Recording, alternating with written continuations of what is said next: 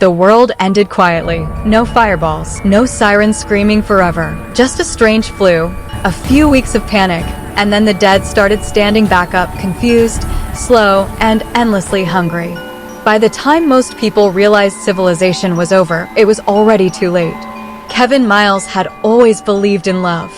Even when the world collapsed, he carried that belief like a fragile glass heart in his chest. Before the outbreak, Kevin wrote handwritten love letters for strangers, poetry for weddings, apologies for breakups, confessions people were too scared to make themselves. When the dead rose, those letters became useless, but Kevin didn't change.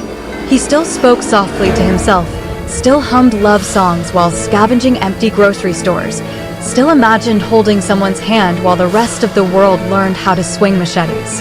He lived alone in a boarded-up bookstore on the edge of the city. The irony wasn't lost on him, romance novels surrounding him like ghosts of a happier era.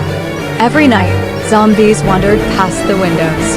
Their footsteps dragged, their jaws clicked, their eyes were hollow. Kevin watched them the way others watched storms, fearful, yes, but also curious. They were people once, he'd whisper. They loved someone once. That belief would be his undoing. He first saw her on a foggy morning. Kevin had climbed to the bookstore's rooftop to check his rain collectors when he noticed something different. Among the gray, decaying bodies below, one figure stood still. She wore a wedding dress. The lace was torn and stained with dried blood, but the shape was unmistakable. Her veil hung in shredded strips down her back. Her hair, dark matted, was still pinned in careful curls, as if someone had tried very hard to look perfect on the worst day imaginable. She wasn't attacking anyone. She wasn't even moving.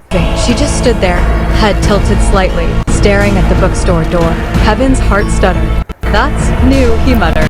Most zombies roamed. This one waited. When she lifted her head, her eyes met his. Milky, clouded, dead, yet somehow sad. She let out a soft groan, not the aggressive shriek he was used to, but something quieter, almost shy. Kevin did the unthinkable. He waved. The zombie blinked. Then, awkwardly, she waved back. Her name came to him slowly.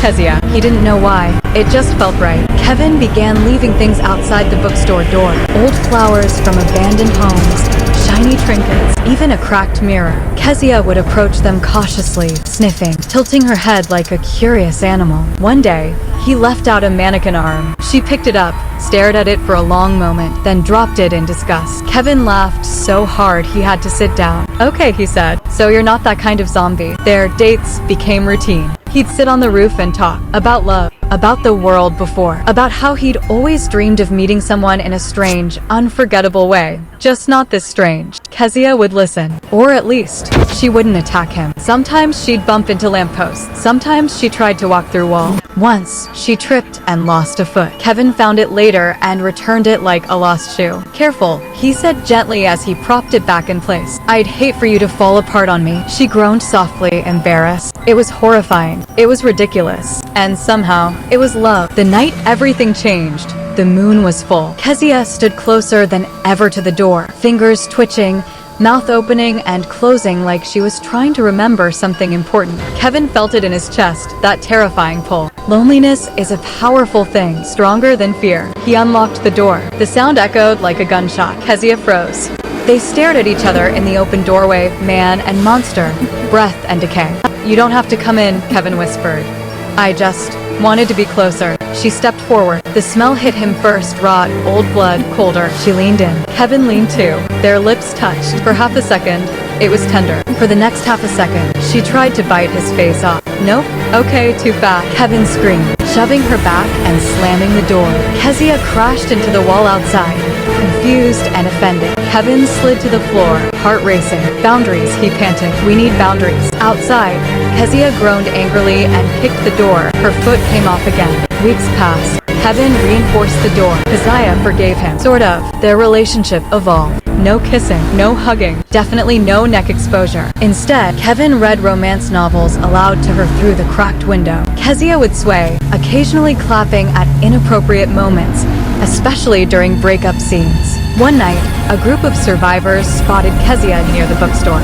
"She's dangerous," one of them said, raising a rifle. Kevin stepped between them. "She's my girlfriend." Silence. "She's a corpse," the man replied. "She's a person," Kevin snapped. "Or she was. And she still matters." That night, Kevin realized something terrifying. Kezia was decaying faster. Her movements slowed. Her eyes dulled further. Pieces of her began to slip away. Love, it seemed, didn't stop death. Kevin dressed her one final time. He found an old music box in the bookstore, a warped melody from a lifelong gone. He placed it on the street between them. Kezia swayed. Kevin took her hand through thick gloves. They danced. She stumbled. He caught her. Her head tilted against his chest. For a moment, just a moment, her eyes focused. Recognition flickered. She pressed her forehead to his. Then she collapsed. Her body went still. The virus had finally burned itself out. Kevin held her until morning. Years later, people would tell stories. About the man who loved a zombie. About the bookstore with the flowers outside. About how not all monsters were heartless and not all love stories were clean. Kevin never stopped believing. Because even in a world of death, love still found a way to be awkward, terrifying, and heartbreakingly beautiful. And somewhere in the silence of the ruined city, it lingered. Unbitten, unbroken, undead.